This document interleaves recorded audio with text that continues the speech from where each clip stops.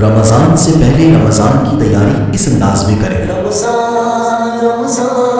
अपने आप को अस्सलामु अलैकुम वरहमतुल्लाहि वबरकातुहू।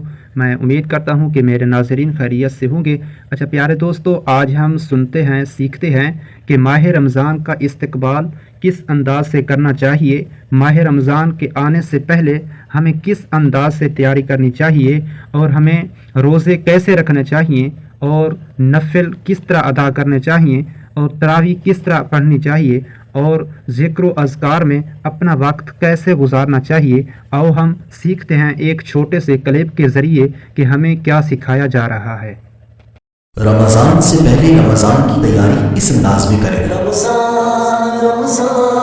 अपने आप को रात के वक्त नमाज पढ़ने का आदी बनाएं। इंटरनेट और सोशल मीडिया का इस्तेमाल सिर्फ जायज़ और वो भी कम से कम कर दें। फराइज़ और वाजिबात की पाबंदी के साथ साथ नफिल इबादत की भी आदत डालें। ये दुआ पढ़ते रहें, अल्लाहुम्मा बल्लिगना रमज़ान बिस्सिहतिन व आफिया।